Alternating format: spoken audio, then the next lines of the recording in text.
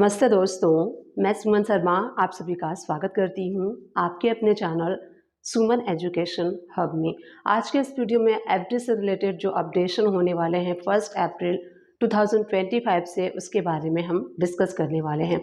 Budget में TDS, TCS काफ़ी सारे चेंजेस किए गए हैं और इनकम टैक्स से रिलेटेड भी चेंजेस किए गए हैं और एफडी से रिलेटेड भी चेंजेस किए गए हैं। तो एफडी का जो थ्रेशोल्ड लिमिट पहले था उसको इंक्रीज़ करके अब 1 अप्रैल 2024 से एक न्यू थ्रेशोल्ड लिमिट के ऊपर टीडीएस डिडक्ट किया जाएगा। क्या है वो थ्रेशोल्ड लिमिट, वो सारी चीज़ें मैं आपको आज के इस वीडियो में बताने वाली हूँ। काफ़ी सारे लोग को इन्वेस्टमेंट करना पसंद है। बहुत सारे लोग प्रॉपर्टी में इन्वेस्ट करते हैं, शेयर मार्केट में, म्यूचुअल फंड में इन्वेस्ट करते हैं। बहुत सारे लोग एफडी यानी कि फिक्स डिपॉजिट कराते हैं। सबसे जो रिस्क फ्री इन्वेस्टमेंट होता है और जो काफ़ी लोग प्रेफर करते हैं वो है एफडी। बैंक में एक अमाउंट होता है जो कि आप फिक्स डिपॉजिट कर देते हैं एक पीरियड के लिए और उसके ऊपर अलग अलग बैंक के अलग अलग रेट ऑफ इंटरेस्ट होते हैं।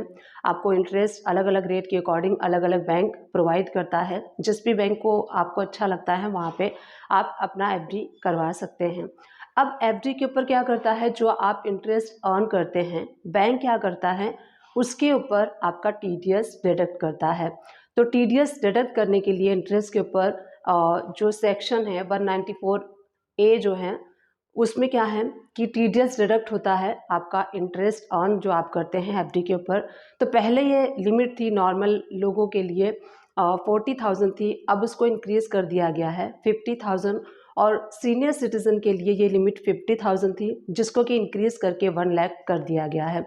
और ये एप्लीकेबल होने वाला है 1 अप्रैल 2025 यानी कि न्यू फाइनेंशियल ईयर 25-26 से ये एप्लीकेबल होगा। अगर आप एफडी करवाते हैं 1 अप्रैल 2025 से तभी ये एप्लीकेबल होगा। अगर बिफोर 1 अप्रैल यानी कि 31 मार्च 2025 में अगर आप करवाते हैं तो जो ओल्ड थ्रेशोल्ड लिमिट है 40,000 बिलो 60 एज वालों के लिए और 50,000 सीनियर सिटीजन के लिए। अगर आप अपने अकाउंटिंग के वर्क को इम्प्रूव करना चाहते हैं तो यहाँ पे मैंने ओपन कर लिया है सुमन एजुकेशन हब चैनल जो कि हिंदी लैंग्वेज में है। यहाँ पे जब आप होम पे क्लिक करेंगे और वीडियो पे क्लिक करेंगे तो यहाँ पे आपको सारी वीडियोस मिलेंगी जिसमें आप देख सकते हैं कि ई कॉमर्स की अकाउंटिंग आपको कैसे करना है। बजट से रिलेटेड काफ़ी सारे वीडियोस मैं लेके आई थी, टीडीएस से रिलेटेड। एंड ये मेरा सेकेंड चैनल है Suman education hub English. Subscribe button पे क्लिक करके प्लीज़ चैनल को सब्सक्राइब कर लीजिए। जैसे ही आप वीडियो पे क्लिक करते हैं तो आप देख सकते हैं यहाँ पे सारे वीडियोस मैंने इंग्लिश लैंग्वेज में प्रोवाइड किया है। अगर आप अकाउंटिंग का वर्क इंग्लिश लैंग्वेज में सीखना चाहते हैं तो इन सारे वीडियोस को आप वॉच कर सकते हैं।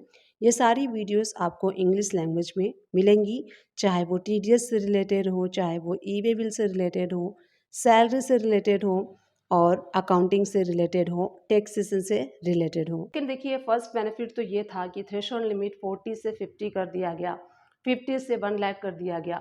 एक और बेनिफिट आप ले सकते हैं। मान लीजिए कि आपका कोई इनकम सोर्स नहीं है, सिर्फ एफडी के थ्रू ही आपकी इनकम होती है, तो फॉर्म नंबर 15G(H) आप फिल कर सकते हैं। इससे क्या होगा, आपका टीडीएस जो डिडक्ट होता है वो भी डिडक्ट नहीं होगा।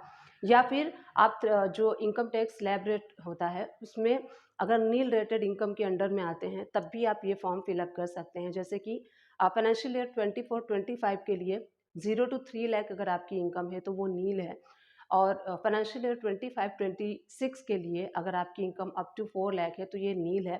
तो अगर आपकी इनकम इस थ्रेशोल्ड लिमिट के अंडर में आती है, यानी कि अगर आपकी पूरी एनुअल इनकम 3 लाख से कम के अंडर में आती है तब भी आप 15G एंड 15H फॉर्म जो है वो फिलअप करके बैंक में सबमिट कर देते हैं कि जो आपकी एनुअल इनकम है या तो सिर्फ एफडी के थ्रू है या फिर थ्रेशोल्ड लिमिट जो नील एग्जम्पशन लिमिट है उसके अंडर में है। तो आप बैंक को ये फॉर्म फिलअप करके रिक्वेस्ट कर सकते हैं कि हमारी कोई भी अदर इनकम नहीं है, सिर्फ एफडी है या फिर एफडी के अलावा अगर कोई इनकम है तो वो भी एग्जम्पशन के अंडर है। तो आप उसको फिलअप कर सकते हैं कि टीडीएस हमारा डिडक्ट ना किया जाए, तो बैंक आपका टीडीएस डिडक्ट नहीं करता है। 15G फॉर्म जो है वो बिलो 60 ईयर्स वाले फिल करते हैं। 15H फॉर्म जो है वो सीनियर सिटीजन के लिए होता है। वहाँ पे आपको एस्टिमेट अर्निंग जो है वो अनाउंस करनी होती है, सारा इन्फॉर्मेशन वहाँ पे प्रोवाइड करना होता है, नेम, आपका पैन नंबर, सारी इन्फॉर्मेशन आप वहाँ पे प्रोवाइड करते हैं एंड बैंक को दे देते हैं। एक एक पेज का सिंगल फॉर्म होता है, उसको आप फिल कर सकते हैं। ये फॉर्म जो है बैंक में भी अवेलेबल है, ऑनलाइन गूगल पे भी आप जाके पीडीएफ इसका डाउनलोड कर सकते हैं। 15G form and 15H form, काफ़ी सारे बैंक जो हैं अब ये फॉर्म जो हैं ऑनलाइन प्रोवाइड करते हैं, ऑनलाइन भी आप सबमिट कर सकते हैं। सारे बैंक नहीं प्रोवाइड करते हैं, कुछ बैंक ही प्रोवाइड करते हैं। आप अपने बैंक में जाके पता कर सकते हैं कि ये फॉर्म ऑनलाइन है या फिर ऑफलाइन है। बैंक वाले भी आपकी हेल्प कर देंगे अगर आपको फॉर्म फिलअप करने में कोई इशू आता है तो।